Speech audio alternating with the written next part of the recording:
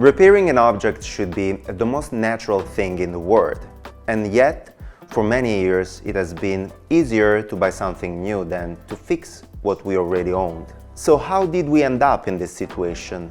And more importantly, how is European legislation changing today?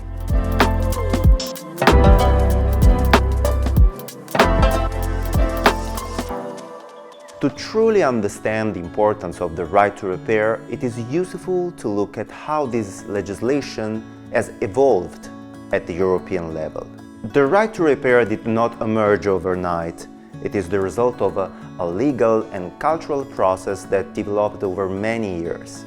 In fact, repair was already recognized by Directive 1999/44 EC as one of the main remedies available to consumers in case of non-compliant products. However, it was only in 2002 with Directive 2002/96 EC on waste electrical and electronic equipment, the WEEE directive, that repair became linked to the entire life cycle of products. From that moment on, manufacturers become responsible for designing products in a way that will facilitate repair, reuse, dismantling and recycling. Still, the real legal foundation for introducing an actual obligation of repairability was consolidated only with the Directive 2009/125 EC on the ecodesign of energy-related products. This directive made it possible to adopt the ecodesign regulation introduced in 2010, which defined for each product category the design requirements intended to improve repairability, the list of spare parts that manufacturers must provide, and the repair information that should be made available. In the third video, we will see how 15 years later, the new Ecodesign Regulation 2024/1781 strengthens and expands the scope of the original directive, making those principles directly applicable across EU member states.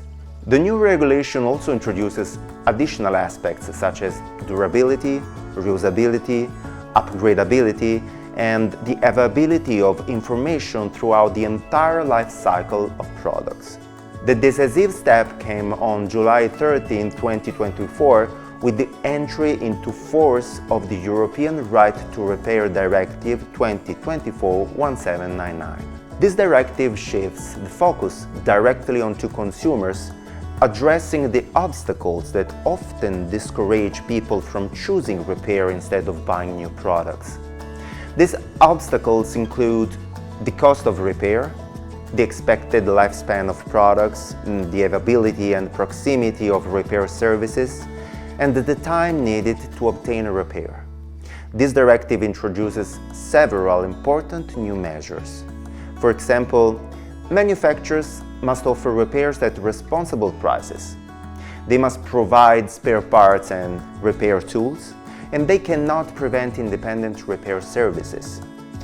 Consumers will also have access to standard European repair form, making it easier to compare prices and repair conditions.